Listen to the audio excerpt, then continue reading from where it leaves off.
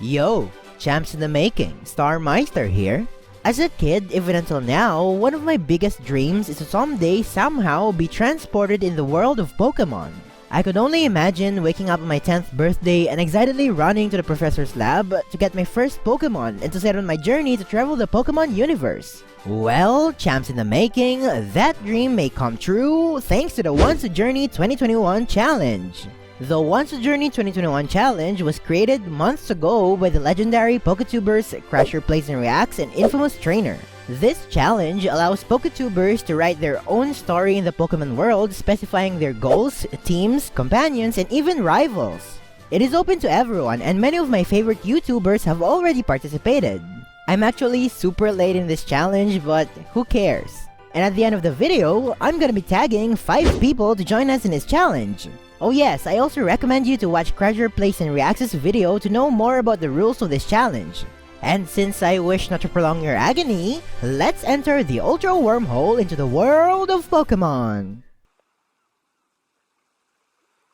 I hail from the beautiful coasts of Cianwood City in the Johto region. Growing up, I used to watch Gym Leader Chuck train his Pokemon under the waterfall along with my childhood friend Dorian. If you remember Dorian, he's in the episode Just Add Water, appearing as a character who aims to create an underwater gym and was Misty's one-episode rival. As kids, Dorian and I were big fans of the Cerulean Sensational Sisters, who have recently started their water ballet shows. We're also die-hard fans of Pastoria City gym leader Crasher Wake, who often visits Cianwood City to hang out with his buddy Chuck. Dorian and I would frequently join Chuck's training, much to his slight annoyance, and we would often play with the water Pokemon that live in the area. This was our everyday routine. We played, we learned, we bonded. That is, until we turned 10. It seemed like a normal day, but as soon as Dorian and I entered Chuck's training grounds, we were immediately welcomed by a mysterious table standing at the center of the lake. And on top resided 2 Pokemon eggs. Chuck walked in from behind, explaining that as part of our tradition in Cianwood City, citizens are given a native Pokemon egg in order to forge a bond between people and Pokemon even before they were born. So Dorian and I each chose an egg and took care of it for several months. Time flew quickly as the eggs started to wobble, and as rain began to fall, the 2 eggs hatched at the same time, revealing a pair of energetic Poliwags. Taking care of a Pokemon egg was the ultimate test for beginning trainers in Cianwood City before they could go on a Pokemon journey. With the Pokemon coming out healthy, we were told that we passed the test. Dorian and I thanked Chuck for everything he's done for us, and so we hit the road. Or should I say, we hit the sea? Take note that this happened 2 years before Ash Ketchum started his Pokemon journey. We sailed past the World Islands until we saw a glittering light signaling that we're almost docking at Olivine City. At that point, I asked Dorian what his plans were for his journey. He was like, "I'll decide when I get there." Minutes later, we arrived at Olivine City. And the first thing we did was tour the place. You see, it was our first time living Cianwood City, so we're totally ignorant of the city-ish lifestyle in Olivine as we're just enamored by its towering skyscrapers and busy streets. While traveling around, we happened to have stumbled across this fisherman who was trying to sell some fishing rods. Since neither of us are fishing experts, we declined his offer and gave an excuse that we're just tourists from Cianwood City. And the moment we said Cianwood City, sparkles started glowing in his eyes. As it turns out, the fisherman was also a native from Cianwood City. So because of his excitement, he gave each of us a good rod as a token of appreciation. Dorian and I were confused because we didn't really know how to fish, but before parting ways, the fisherman recommended we check out the Olivine Gym so we can first-hand experience what it's like to be a Pokemon trainer. But as we entered the gym clerk told us that we were only allowed to challenge the Olivine Gym if we have 2 Pokemon. So, Dorian and I left miserably, and we didn't really know where we could get another Pokemon in the middle of the city. But then we remembered that the nice fisherman gave us our fishing rod, so we excitedly ran towards the Olivine coast and tested our fishing skills.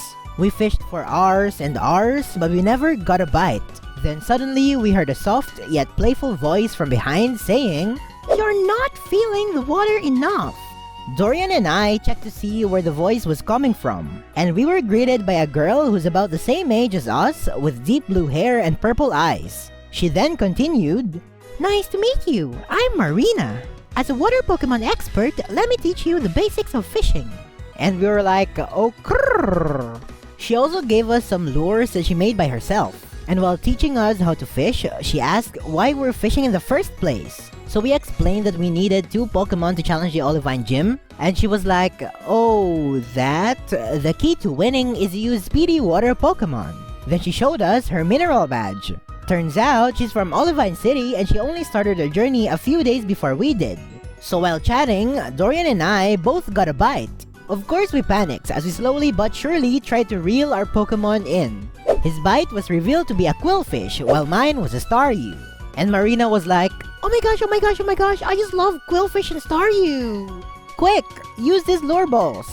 She tossed us her lure balls and we immediately threw them at the Pokemon we fished, and so we finally caught our first encounter. With 2 Pokemon by our side, Dorian and I decided to challenge the Olivine Gym. Fun fact, before Jasmine had a Steelix, she used to specialize in rock types. So during my timeline, the Olivine Gym was still a rock type gym since Jasmine has yet to evolve her Onix. I first challenged Jasmine as I sent in Staryu against her Corsola. Corsola may be bulky, but it's slow and offensively weak. I remembered Marina's advice about taking advantage of my Pokemon's speed, so despite them having access to Mirror Coat and Recover, my Staryu just dodged most of their attacks and eventually landed the finishing Bubble Beam. Finally, Jasmine sent in her ace, Onix. And this thing was pretty fast, so it managed to wrap Staryu with Bind, causing Staryu to be virtually immobilized until they finished the battle with a direct hit Rock Throw. And now, it's down to the giant Rock Snake versus the cute little Tadpole. Onix was still faster as we again fell into their Bind trap, but then I realized something. So I called for Poliwag to use Rain Dance, triggering its ability Swift Swim, which doubles the speed during the rain. And just as Onix was about to land a Rock Throw, Poliwag managed to escape by a sliver and retaliated with a face-on Water Gun, taking down the Onix and winning us the badge. After my battle, Dorian proceeded with his, which he also won with his speedy Watermons. But after that, the 3 of us were left in a stalemate, not knowing where to go next. So I asked them the same question I asked Dorian on the ship going to Olivine. What are your plans for your journey? And as I was reminiscing about our times under Chalk's waterfall, starting my adventure, catching my first Pokemon, winning a gym badge, I answered my question with, I wanna be a water Pokemon master. Dorian and Marina answered the exact same words at the exact same time. It was then that the 3 of us decided to travel together and challenge different types of trainer specialties to fully flesh out the potential of water Pokemon. And with that, Dorian, Marina, and I set on to challenge the gyms of the Johto region.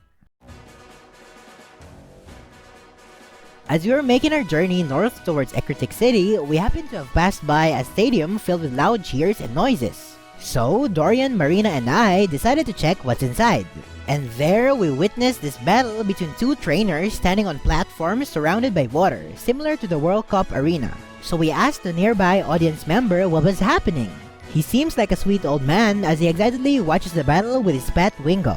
The old man nicely explained the entire event in full detail. This is what he said. The event is called the Water Pokemon Splashathon. It consists of 4 events spread around the Johto region. When you win an event, you earn its respective medallion. The first event is the Splashathon Marine Racing, where trainers and Pokemon race around an obstacle course in the middle of the sea. Winners are awarded the Torrent Medallion. The second event is a Splashathon Performance Show, where trainers and Pokemon show off a spectacular array of combinations similar to that of contests. Winners are awarded the Mystique Medallion. The third event is a Splashathon Aqua Catching Contest, where trainers are given a time limit to catch the most unique water Pokemon, kinda like the Bug Catching Contest. Winners are awarded the Trident Medallion, and they get to keep the Pokemon that they catch. The fourth and final event is a Splashathon Battle Showdown, where players compete in a series of tournament-style battles. Winners are awarded the Deluge Medallion. What we're watching right now is a Splashathon Battle Showdown. Trainers who compete in the Water Pokemon Splashathon are called Splashleets. When a Splashleet gets all 4 medallions, then he or she is eligible to enter the Ultimate Splash. The winner of the Ultimate Splash is crowned the Ultimate Splashleet. Yeah, I know, boring name. And just as soon as the old man finished explaining the event, the battle was down to its final moments as the winner's Gyarados landed the finishing blow onto its opponent's Jellicent. The winner, who I heard was named Seabold, was awarded the Deluge Medallion. So, after the Splashathon Showdown event, Dorian, Marina, and I, without a doubt, decided to sign up for the Water Pokemon Splashathon. Meaning that on top of our gym challenge, we're also Splash Leads competing to win Ultimate Splash Lead. And the journey goes on. During our travels, the three of us have caught a bunch of water Pokemon to be added to our party. Mine were Wooper, Horsey, and Marrow, each having their own unique characteristics in my team. We started beating gyms left and right, specifically Morty, Whitney, Bugsy, and Faulkner in that order. A bunch of evolutions also happened. Poliwag to Poliwhirl, Wooper to Quagsire, Horsey to Seadra, and Marrow to Azumarill. Alongside, Dorian, Marina, and I have also started to find success in the Water Pokemon Splashathon, garnering 3 medallions each as of this point. The three of us have also discovered the main activities that we most excel at. Dorian in performance shows, Marina in marine racing, and I in battle showdowns. Along the way to Mahogany Town, we also befriended Fisherman Tolly, who gave each of us a water stone, allowing Staryu to finally evolve into Starmie. The three of us eventually won the remaining Glacier and Rising badges, as Claire gifted me a Dragon Scale to evolve my Seadra into Kingdra. And as our journey continued, Dorian and Marina earned their 4th medallions, while I was still stuck with 3. The only competition that I haven't won yet is the Aqua Catching Contest. Dorian won his by catching a Chinchou whose light tentacles can glow into multiple colors, while Marina won hers by catching a Shelder who has the capacity to create the finest of pearls. And so, I entered the last Aqua Catching Contest before the Ultimate Splash began. The setting was an open deep sea filled with lots of wild Pokemon. So, I dove into the depths to find a unique Pokemon I could catch, until I swam too deep that I entered the den of Tentacruels. Thinking that I'm there to destroy their home, they attack me. While I'm allowed to catch them, I only have a few Pokeballs and they outnumber me pretty easily. So I panicked and almost fainted. But suddenly, a little blue object swam in front of me, blowing away the Tentacruel with a single attack. It was Totodile. He saved my life. I was still in shock because of what happened, so the little guy assisted me to shore. When I've come to the right senses, I thanked him and asked if I could catch him, to which he happily agreed.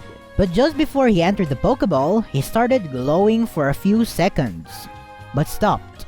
And in the awarding ceremony, Totodile won the Aqua Catching Contest because the judges said that it's extremely rare for a wild Pokemon to stop themselves from evolving. And Totodile's refusal to evolve perfectly showcases the instant bond that we formed during the event. So yes, with 7 badges and 4 medallions under our belts, only 1 badge remains, the Storm Badge in Cianwood City. But before reaching Cianwood City, we first took a stop at the Whirl Islands to compete in the tri-annual World Cup. This happened 3 years before Ash and Misty participated in this event. Most of the Splash Leads we faced in our journeys were present here. During the competition, Marina got knocked out by Seabold in the top 16, but Dorian and I managed to reach the top 8 where we battled against each other. And since battling was my specialty, I beat him, albeit barely, allowing me to reach the semi-finals. It was there where I faced Seabold, the winner of the first ever Splashathon event that we witnessed, and a future Elite Four member of the Kalos region. But since he's already an experienced trainer while I'm still in my early days of my journey, his water team edged mine as they beat us in a Starmie vs Starmie finale. Surprisingly, that was our very first interaction because Seabold already won his 4 medallions before I even entered the Water Pokemon Splashathon, meaning that we never got to face each other in any of the events. After the battle, Seabold and I had a small chat and he told me that I have all the potential to become a Water Pokemon Master. He even continued by saying that he looks forward to meeting me in the Ultimate Splash Battle Showdown.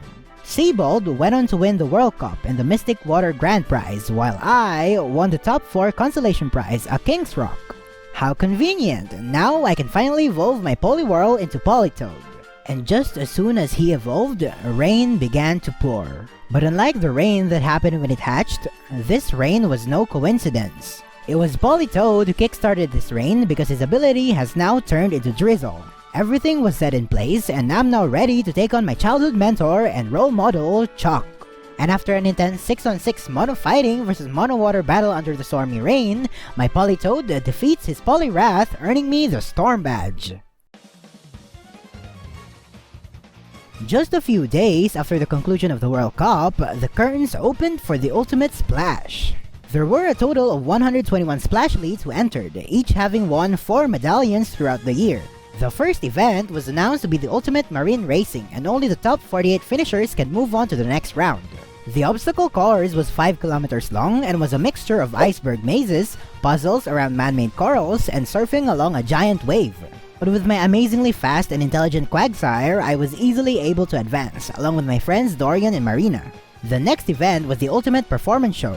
But unlike previous shows that happened on stages similar to the World Cup, the Splashathon crew decided to make things a little more interesting and conducted the performance shows in an underwater aquarium. I chose Politoed and Starmie to participate this time, as Politoed showed that it is possible for rain to happen underwater, with Starmie adding a final touch of creating underwater thunderstorms that somehow didn't electrocute us, thanks to its psychic powers of controlling the current. And for the finale, Politoed and Starmie gave an amazing shuriken-throwing frog performance which instantly captured the hearts of the audience. I, along with 15 other people, including Dorian and Marina, moved on to the final event, the Ultimate Battle Showdown. The battles may happen in 4 random fields: water pads, iceberg, swamp, and underwater. In the first battle, Marina and I faced each other in the underwater field. The finale was between her speedy Pokemon Tentacruel and my Kingdra. It was all down to who can outspeed who, but thanks to Swift Swim, my Kingdra outsped and outbrawned her Tentacruel. In the top 8, I was instantly pitted against none other than Seabold, ending in an Azumarill vs Clowitzer finale. Facing each other in the ice battlefield, Seabold knew that Azumarill is much more agile on land than on water, so they outsmarted me by breaking all the ice, leaving Azumarill much slower in the freezing cold water. And despite our huge power, it was his Mega Launcher Clowitzer that emerged victorious, ending my reign in the Ultimate Splash. On the other hand, Dorian managed to reach the semifinals, but there he lost to Marlon, the future gym leader of Loveable City. If you haven't figured it out yet, Marlon was a trainer who lost to Seabold in the very first Splashathon showdown that we watched.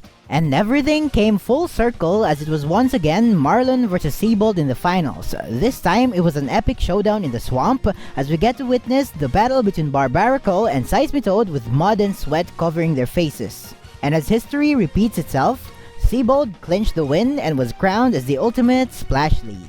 At the end of the Ultimate Splash, Seabold told me that he plans to go back home and challenge the Kalos League because he felt that he's now ready to win it and potentially become a champion.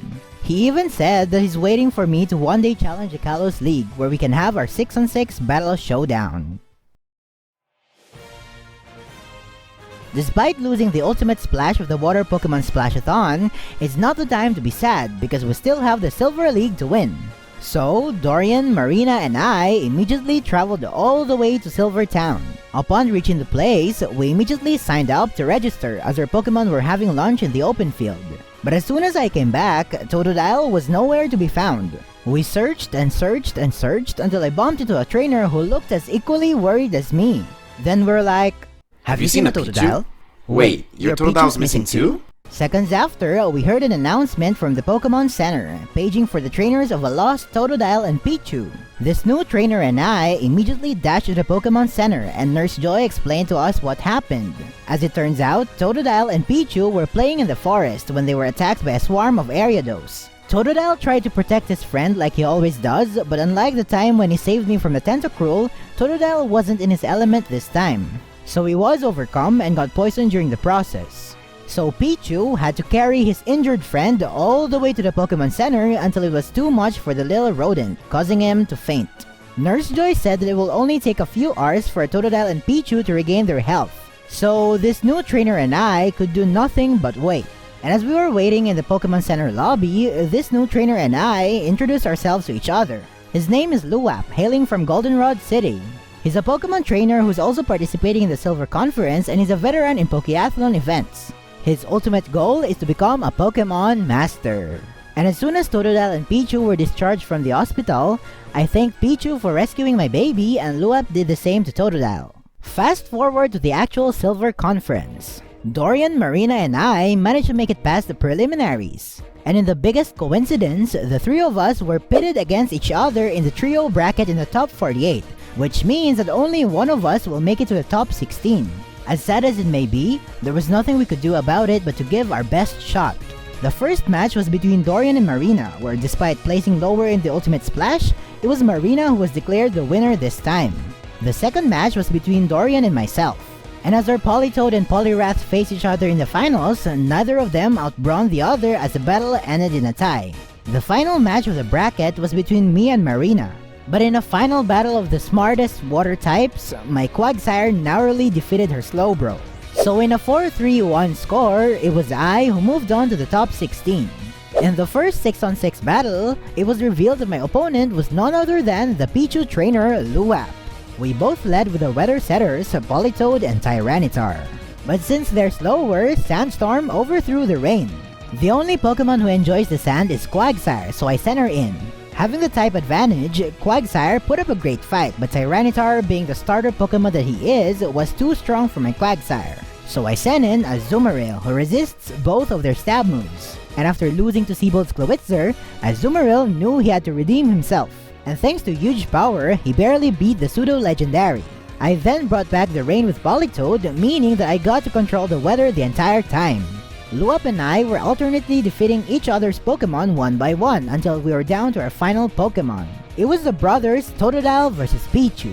The announcer even pointed out that they've never seen a final match between two unevolved Pokemon in the top 16 of the Silver Conference. And in the final exchange of attacks, Rain was still up, so I called for a Dragon Dance Sheer Force Rain-boosted Waterfall as Luap took advantage of the rain and called for a Nasty Plot boosted Thunder. Both attacks hit super hard as both Totodile and Pichu could hardly stand up from the aftershock. But after a very familiar stand-up showdown, Pichu's stamina trainings in the Pokeathlon paid off as Totodile was the first to go down. And Luap advanced on to the top 8, which he lost. And after the Silver Conference, Luap and I promised to battle each other as Totodile and Pichu tried to hold back their tears as we parted ways. As the curtains closed for our Johto journeys, Dorian, Marina, and I discussed what's next on our bucket list. Marina was like, anywhere as long as I get to meet a bunch of water Pokemon, but Dorian had a more specific idea.